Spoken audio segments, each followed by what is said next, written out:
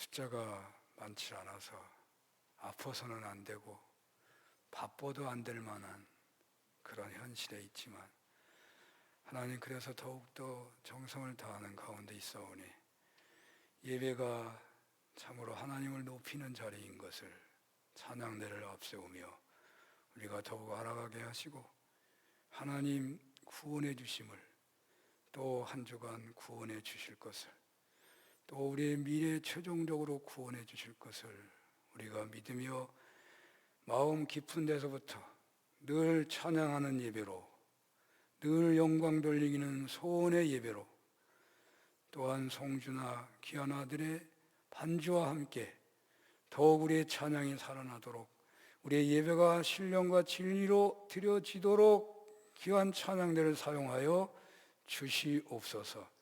이 시간도 은혜 주시길 원하옵고 예수님 이름으로 기도합니다. 아멘.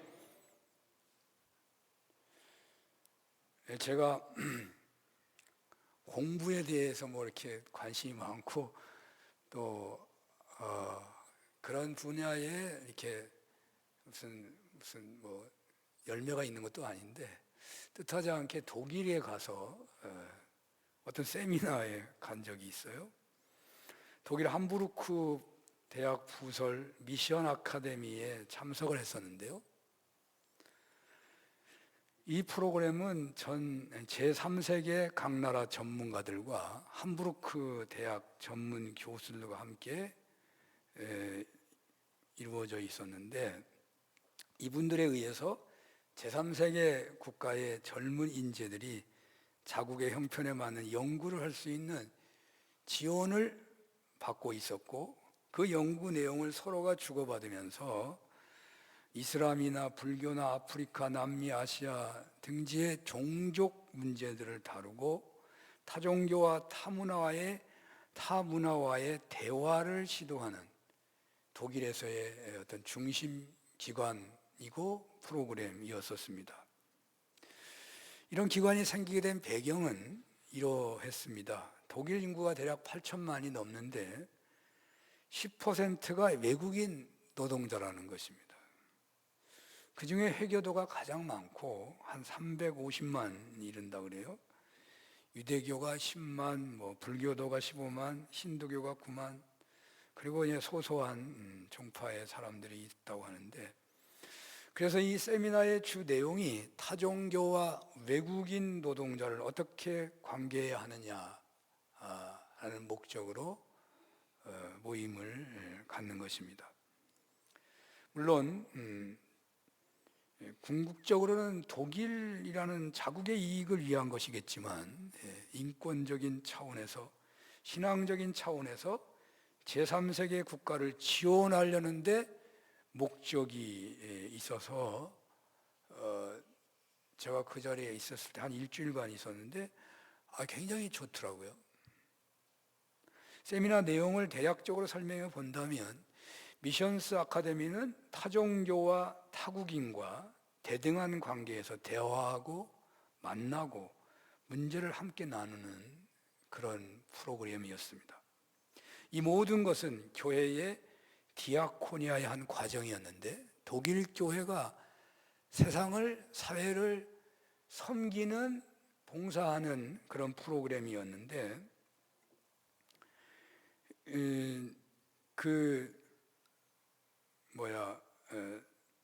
사랑으로 그 타종교인들을 섬기는 것뿐이지, 타 종족을 섬기는 뿐이지 어떤 개종을 목적을 하는 그런 건 전혀 없더라고요. 전혀 없어요. 처음엔 좀 이상하더라고. 돈을 이렇게 많이 들여가지고 사람까지 동원해가지고 교수들이 막 참여하고 막 엄청나게 돈을 쏟아 부었는데, 어떤 사람을 개종시킨다든지 복음을 믿게 하려고 하는 그런 시도는 전혀 보여지지 않아요. 사랑으로 오직 섬기고 약자들이 불이익을 당하지 않도록 돕고 서로가 서로를 이해하려고 하는 데만 목적이 있었습니다. 독일의 다른 디아코니들도 오직 예수의 이름으로 봉사하는 것이 독일 교회의 사회봉사 체제였고 하는 모습이었습니다. 종파의 이익이나 개교의 성장을 꾀하는 그런 시도는 전혀 눈치챌 수도 없고 보이지도 않았고, 아예 안 한다고 그렇게 말들도 하고, 물어보면 오직 예수의 이름으로 봉사하는 것으로 그저 사회의 문제 속으로 들어가서, 종족 간의 문제 속에 들어가서, 종교 간의 문제 속에 들어가서 진지하게 대화하면서 이해를 시도하고 문제를 풀어주기 위해서, 약한 자를 지원하기 위해서 전적으로 사랑으로 섬기는 그런 모임이더라고요. 저는 미션스 아카데미 현장을 보면서 그 세미나실과 숙소와 교수진과 내용들을 정리하면서 처음엔 좀 이상했지만 한국교회 미래가 어쩌면 이 방향이 아닌가 하는 생각이 들기도 했었습니다. 우리가 선교를 하지만 미개한 사람들에게 고급 문화를 전수한다거나 구제한다는 차원이 아니어야 하죠.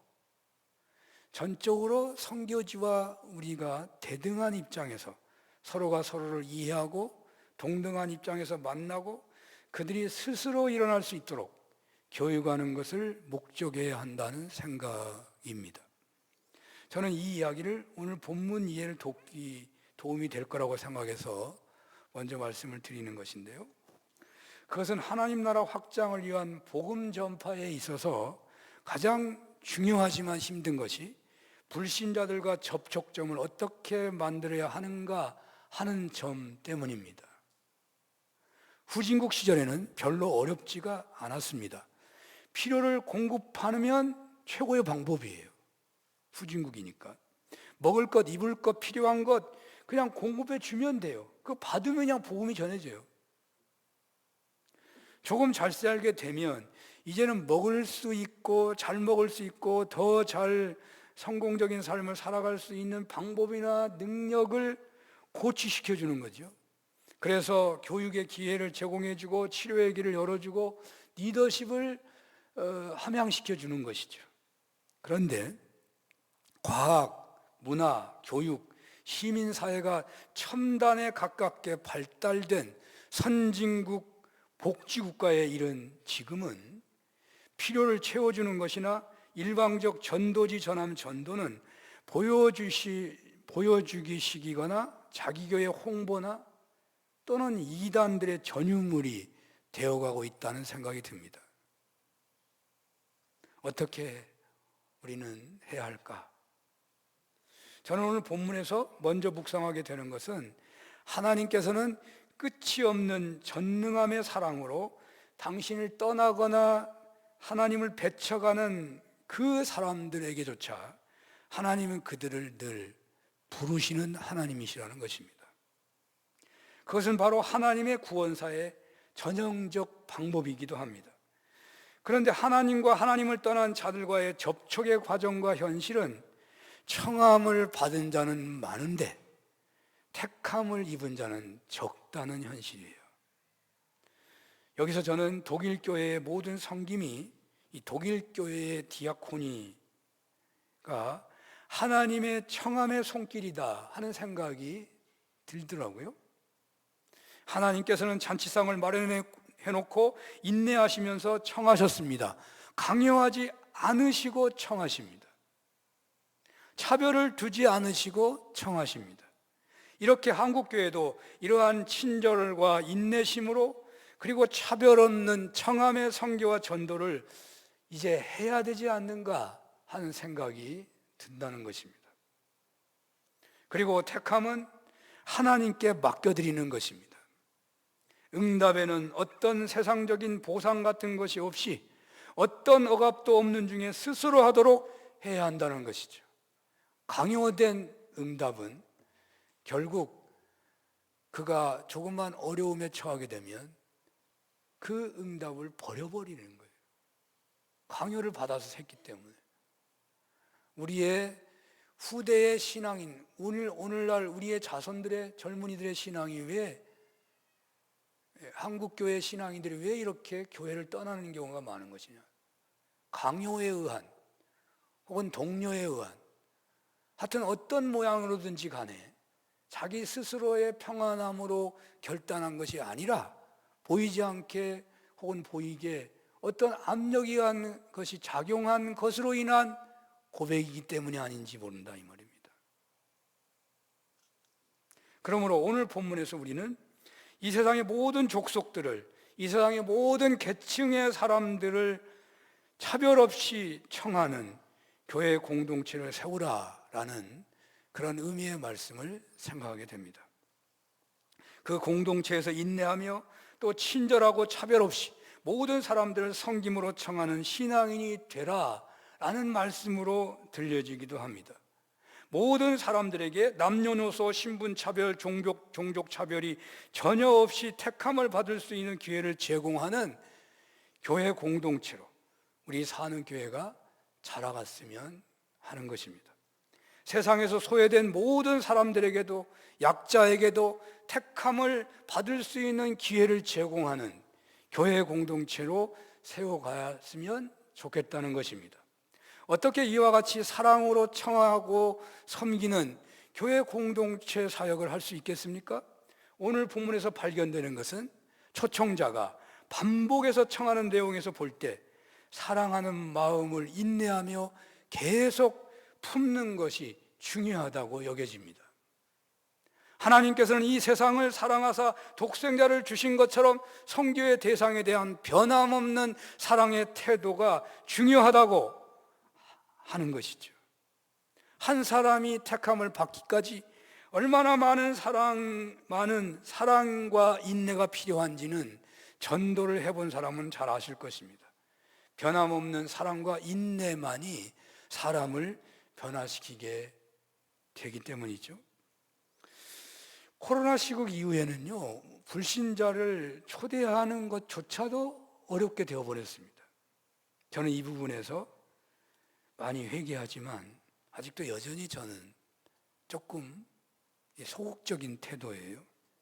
여러 차례 나의 구원의 확신을 점검해 보기도 했습니다. 내가 진정 예수님을 영접하여 영생이라는 놀라운 구원을 받았고 누리고 있다면 그렇지 못한 이들을 향한 구령의 열정이 있어야 하는 거 아니냐라는 반문에 저는 회개하며 깊은 생각을 하곤 했었습니다. 길거리에서 아파트 입주 소식을 전하며 약간의 선물을 주는 것에도 시민들은 싫어하지 않고 반기는 인상이었습니다. 새로 병원이 동네에 들어왔다고 알려주는 것도 좋아하는 눈치였습니다. 심지어 학원이 생겼다는 것도 싫어하지 않습니다. 그런데 교회 전단지는 어쩌면 안 받을까 다 피하는, 그리고 바로 그냥 휴지통에 들어가는 그런 경우가 많은 것 같습니다. 불특정 다수에게 일방적으로 전단지를 돌리는 것이 옳은 것일까? 그렇게 열심하는 것을 보고 나태했던 신앙인들이 회개하고 돌아오기도 하고 다른 교회 신자들이 그 교회로 오기도 한다고, 그래서 부흥하려면 믿든 안 믿든 막 전도해야 한다는 그런 이야기들을 하기도 합니다. 지나가다 전해지는 쪽지 하나로 죽어가던 사람이 산 사람으로 변할 수 있는 것일까? 그렇게 변화된 사람이라면 또 똑같은 어떤 시도에 교회를 떠나는 것은 아닐까? 구원의 자리에 서게 된다는 것은 번갯불에 콩 구워 먹듯이 치러지는 것은 아닐 것입니다. 신앙생활을 누구를 위하여 또는 교회를 위하여 또는 목회자를 위하여 하는 듯이 보이는 그런 신앙인들이 혹 있는지 모르겠습니다. 신앙생활에 어떤 시험이나 어려움을 겪는 분들을 신방하거나 연락을 해가지고 만나보려고 하는데 잘 안 되는 경우에 신앙생활을 자신이 아니라 다른 누구를 위하여 하는 신앙인들은 없겠지만 혹 신앙생활을 마치 다른 일을 위하여 하는 신자들이 있는가 하는 그런 엉뚱한 생각을 해본 적도 있었던 것이죠. 과연 나는 하나님의 영광을 위하여 사역을 하고 있고 성도님들은 그것을 주님의 사랑의 손길로 받아들일 수 있는 것인가? 받아들이고 있는 것인가? 나는 믿지 않는 사람들을 극진히 사랑하기 때문에 그 사람의 영혼 구원을 위하여 인내하며 예수님의 사랑을 드러내고자 하는 열심으로 전도하고 있는 것인가? 여전히 그런 은혜가 제게는 부족한지 불특정 다수에게 쪽지 전하는 전도가 과연 잘 되겠나? 지나가는 사람에게 무작정으로 전도해도 되는 것인가 하는 회의적 생각을 할 때가 있곤 합니다. 그리고 그렇게 전도하는 사람이 자기 가족 중에서 자기가 잘 알고 있는 그 이웃 중에 믿지 않는 누구에게 어떤 사랑으로, 어떤 양보로, 어떤 희생으로 함께 하는지 궁금하기도 합니다. 복음의 열정이 참으로 필요하고 절실합니다. 전도 잘못하는 것 회개하고 또 회개해야 할 것입니다. 그러나 동시에 나의 복음 전함이 진정 인내의 사랑으로 변함없이 전해지는 인품의 전도가 되어야 한다 하는 생각도 하게 됩니다. 과연 우리는 함께 신앙생활하는 동료들에게 서로 간에 감동이 되는 그런 신앙생활을 하고 있는 것입니까? 내가 내 마음이 움직인 대로 함부로 말하고 신앙생활하고 있는 것은 아닙니까? 그냥 신앙생활 하고만 있으면 모든 것이 다 그냥 다 무사통과한다고 생각하고 있는 건 아닙니까? 어떤 영적이든 육적이든 이기적이든 욕심이나 강요가 없이 상대방이 자발적으로 나도 그 예수님을 믿어보고 싶어라고 하기까지 사랑의 인내로 그들의 옆에 있어줄 수 있다면 얼마나 좋겠습니까? 오늘 본문에서 두 번째로 생각하게 되는 내용은 먼저 청함을 받은 사람들이 청함에 응답하지 않으니까 길거리에 가서 악한 자나 선한 자나 만나는 대로 청한다는 이야기가 있습니다. 이것은 처음 청함을 받은 유대인들이 예수님을 영접하지 않게 돼가지고 결국 이방인들을 청하게 된다는 의미가 있겠는데, 비유로 유대인들의 불신앙을 책망하고 있는 내용이기도 합니다. 그러나 이 본문을 오늘의 시점에서 해석해야 하기에 오늘 말씀은 부름받을 수 있는 좋은 조건에 있는 사람들만 청하는 것이 아니라 소외되고 약한 사람들에게도 차별 없는 사랑으로 청해서 혼인잔치 집을 채워야 한다는 말씀으로 이해해야 하게 됩니다. 갈등이 어디에서 오는 것이겠습니까? 차별에서 오는 경우가 많습니다. 종파 간의 인종 간의 차별이 전쟁을 낳는 것입니다. 차별 없는 사랑이 감동을 주는 것입니다. 위대한 사랑은 차별 없는 사랑입니다. 어떤 의미에서 사랑하지 않는 사람은 한 사람도 없을 것 같습니다. 아무리 자기밖에 모르고 살아가는 사람일지라도 자기에게 이익을 주는 사람에게는 관심을 갖기 마련입니다. 폭력 집단이라고 하더라도 그 집단의 성패는 규칙만 지키는 것으로 부조한 것이고 나름대로 조직원 간에 그들만의 느끼는 사랑이 있을 것입니다. 차별 없이 인간관계를 하는 것, 상대방의 세계관에 차별하지 않은 태도를 가지는 것이 얼마나 힘이 드는 것인가는 작은 모임의 그룹 리더만 해보아도 절실하게 깨닫는 문제일 것입니다. 그래서 교회 공동체에서 대체로 직분을 맡는 것을 피하는 경향이 많은 것이죠. 참으로 차별 없는 사랑, 차별 없는 리더십이 얼마나 중요하고 얼마나 힘이 드는지 모르겠습니다. 언젠가 저는 한 훌륭한 선생님을 만나고 너무너무 기뻐했던 적이 있었습니다. 그분을 존경하고 그분의 모습을 그냥 머리끝부터 발끝까지 담는 것이 소원이었습니다. 그런데 얼마 가지 못했습니다. 몇 달 됐나요? 어느 날 그분이 차별하는 모습을 접하고서 충격을 받았고 그 뒤로는 그 선생님하고 멀어지고 말았습니다. 지금 생각해 보면 내가 좀 옹졸했다. 사람이 실수할 수도 있는 것인데 차별 없는 사랑은 감동을 주지만 차별이 있으면 사랑을 하더라도 상처를 주는 것입니다. 종파와 인종의 차별이 없으며 계층 간의 차별이 없으며 성별의 차별이 없으며 있고 없음의 차별이 없는 태도로 봉사하고 섬기는 공동체를 이루어 간다면 하나님께서는 한 시대 산원교회를 당신의 오른손으로 붙들어 크게 사용하실 것입니다. 끝으로 오늘 본문에서 생각하게 되는 주제는요, 하나님의 인내하심으로 많은 사람들이 혼인잔치에 청함을 받아서 갔는데 그 자리에서 택함을 받은 사람이 적었다는 것입니다. 오늘 성경을 여러 번역서로 볼 때 자칫 오해할 수도 있습니다.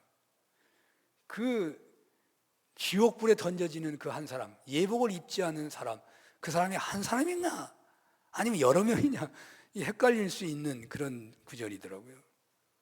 근데 그 마지막에 결론적으로 말하는 말씀에서 볼 때 택함 받은 자가 적다라고, 청함 받은 사람은 많다라고 말해서 볼 때 한 사람을 지목하거나 하는 것은 아니구나 하는 걸 알 수가 있죠. 이 말은 오늘날 교회에 초대받아서 교회 공동체 생활을 하는 사람이 많아 보이는데 실제로 택함을 받은 사람은 적다 하는 현실과 유사성이 있어 보입니다. 그래도 뭐 그 이상하지 않냐고 할지 모르면 그렇다면 이렇게 표현할 수 있겠죠. 청함을 받은 사람은 많지만 하나님께 쓰임 받은 사람은 적다, 이런 생각을 해볼 수 있겠죠. 오늘날 세상에 많은 종족과 사람들이 하나님의 청함을 받고 있는데 최종적으로 그 주님을 주인으로 왕으로 영접하고 따르는 사람들이 적다라는 말과도 같을 것입니다. 왜 청함을 받는 자는 많되 택함을 입은 자는 적은 것입니까? 왜 청함을 받은 사람 중에 예복을 입지 않아서 합당치 않다는 비극적인 선언을 듣게 되는 것입니까? 왜 오늘날 예수 믿고 구원받은 백성이 많은 시대에 청함을 받은 자는 많되 택함을 입은 자는 적다고 이구동성으로 말을 하는 것입니까? 과연 어떤 사람은 청함을 받았는데 합당치 않은 사람이 된 것입니까? 어떤 사람은 청함도 받고 택함도 받았다고 하는 것입니까? 그 어떤 사람이 누구입니까? 오늘 본문이 제기하는 이 질문은 매우 중요한 질문입니다. 이 질문은 구원의 완성인 천국과 연결되어 있기 때문에 그렇습니다. 오늘 본문은 천국에 대한 비유입니다. 오늘날 쉽게 예수 믿고 또 쉽게 신앙생활을 포기하는 예가 많기 때문에 이 질문은 매우 중요하다고 할 수 있습니다. 청함 받는 자는 많되 택함을 입은 자는 적은 현실이 바로 오늘날 한국교회 현실이 되어가고 있지 않는지 하기 때문에 이 말씀은 더욱 긴장감을 주는 말씀이기도 합니다. 왜 청함 받는 자는 많되 택함을 입은 자가 적게 되는 현실이 만들어지는 것이겠습니까? 오늘 본문 4절에서 6절을 한번 읽어보겠습니다. 시작. 다시 다른 종들을 보내어 이르되 청한 사람들에게 이르기를 내가 오찬을 준비하되 나의 소와 살진 짐승을 잡고 모든 것을 갖추었으니 혼인잔치에 오소서 하라 하였더니 그들이 돌아보지도 않고 한 사람은 자기 밭으로 한 사람은 자기 사업차로 가고 그 남은 자들은 종들을 잡아 모욕하고 죽이니. 아멘. 청함을 몇 번이나 받았는데요, 정확하게 몇 번인지는 잘 모르겠어요. 어떤 주석가는 2번이라고 표현했습니다만 몇 차례에 아마 청함을 받고 있는 거죠. 이들 중에 하나는 밭으로 갔고 하나는 사업차로 갔고 또 남은 자들은 종들을 잡아 능욕하고 죽였다는 거예요. 여기도 뭐 한 사람 한 사람만 말하는 게 아니겠죠. 그냥 설명하기 좋게 하는 거죠. 그러니까 밭으로 간 사람도 한 사람만 있겠어요? 수도 없이 많고 사업차로 간 사람도 많고 그 청하러 온 사람을 능욕하고 힘들게 한 사람도 많은 거죠. 역사 속에 계속 있는 거잖아요. 이 말씀은 종교 지도자들, 기득권 세력자들을 향한 말씀이었습니다. 그들은 처음에 아브라함을 통해서 부름을 받았습니다. 모세의 영도 아래 예언자들을 통하여 부름을 받았습니다. 이제 메시아신 예수님이 오셔서 또 초청을 받게 된 것입니다. 혼인잔치에 청했다는 것은 예수님을 영접하라고 말씀하고 있는 것입니다. 그런데 자기 밭으로 가고 자기 사업차로 가고 그 남은 자들은 종들을 잡아 능욕했다는 거 말씀하고 있어요. 이 현실을 본문은 예수님을 거부한 것이라고 말씀하고 있는 것입니다.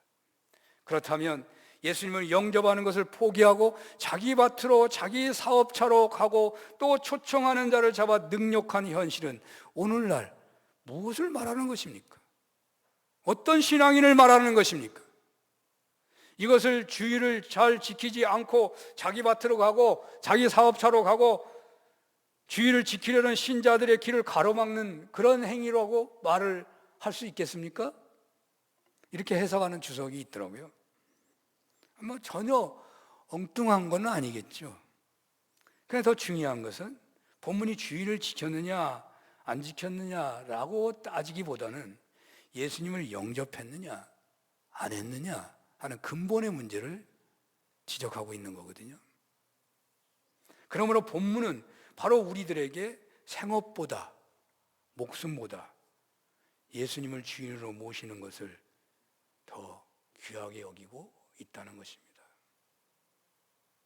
예수님을 영접하는 신앙생활을 농사짓고 사업하고 또 목숨보다도 귀하게 여러분들은 여기고 있으십니까? 물론 이게 지금 질문이 너무 어려운 질문이죠. 오늘 성경은 자기 생업을, 자기 목숨을 주님을 영접하는 신앙보다 귀하게 여기고 있다면, 주님을 왕으로 주인으로 모시는 것보다 더 귀하게 여기고 있다면 청함은 받았지만 주님께 합당하지 않는 사람일 수 있다는 것입니다. 그렇습니다. 아무리 오늘날 예수 믿어 신자 되고 직분자가 되기 쉽다고 하더라도 동시에 예수 믿는 것을 헌신짝 버리듯이 버리는 그런 신자들이 많아진다고 하더라도 분명코 예수 믿는 신앙은 자기 생업보다 우선이고 목숨보다도 더 위에 있어야 한다는 말이에요. 예수 믿는 거 그렇게 쉬운 거 아니에요. 농사 짓는 일이 어떻습니까? 요즘 농사가 부업이 되는 경우가 많더라고요. 그래서 오늘 성경을 문자적으로 그대로 적용하기는 어려워요. 성경이 기록될 당시에는요, 아니 사실 몇십 년 전만 해도요, 이 농업이요 생업이에요. 농사가 제일 중요했잖아요. 농번기 때 얼마나 우리가 바빴습니까? 애들 학교 못 가도요, 학교에서 뭐라고 안 했어요. 농번기니까. 교회가 예배를요 다른 시간으로 바꾸기도 했어요. 농번기 너무 바쁘니까. 그런데 오늘 본문은 바로 농번기의 밭으로 일하는 것과 같은 그런 생업에 충실하는 것보다 주님을 왕으로 고백하고 살아가는 것이 더 중요하다고 말씀하고 있다니까요. 신앙인에게 예수님은 자기 농사짓는 생업보다 중요하다는 것입니다. 사업차로 갔다는 말씀도 그렇습니다. 사업이 얼마나 시간을 지켜야 되고 약속을 지켜야 되고 신용을 지켜야 합니까? 사업하려면 바쁠 때는 정신이 없는 거잖아요. 그런데 오늘 본문은 바로 이런 사업의 시급한 현실보다도 예수님을 영접하고 섬기는 신앙생활을 우선에 두고 중시해야 한다는 것입니다.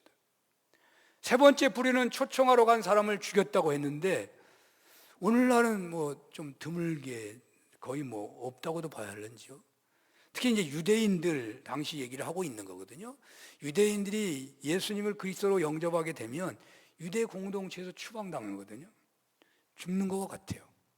제가 외국인 노동자들 이렇게 같이 몇 년 있어 봤는데 외국인 노동자들이 회교권에서 오고 힌두교권에서 오고 그러는데 이들이요 신앙생활 잘합니다.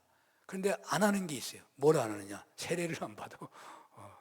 그 세례가 그들은 중요하더라고요. 세례를 안 받아. 개종은 절대로 안 한대. 다니는 신용을 하겠다는 거예요.